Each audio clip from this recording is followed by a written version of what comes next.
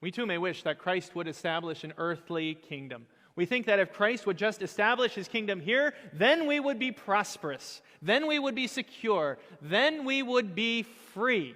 We may even try to identify this nation or that nation as God's chosen kingdom on earth. But that is not why Christ came. And when Christ fails to give us earthly prosperity, security, and freedom, we are tempted to follow another Messiah. We are drawn to anyone who promises us earthly prosperity, security, and freedom. We make those worldly values more important than their spiritual counterparts. The spiritual prosperity, riches in heaven. The spiritual security, the promise of an eternal home.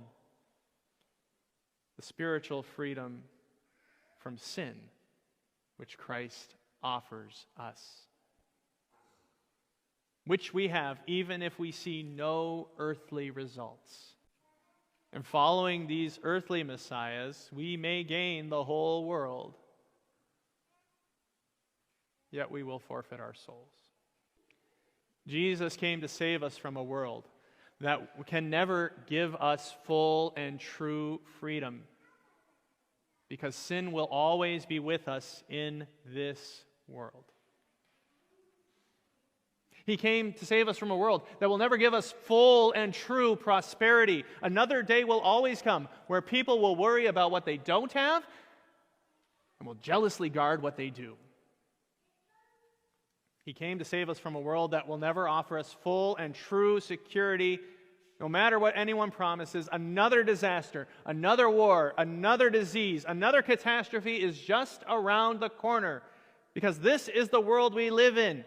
Because sin is still in the world. Because sin is still in this world will not escape destruction.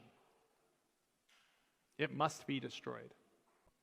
This world can never be Christ's kingdom. It can never be our kingdom. It can never be our home. Instead, in his kingdom, Christ draws us to his salvation. He fixes our eyes on his true crown, a crown of thorns.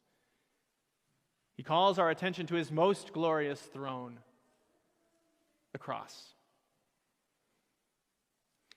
He calls us toward his true kingdom, the promise of paradise.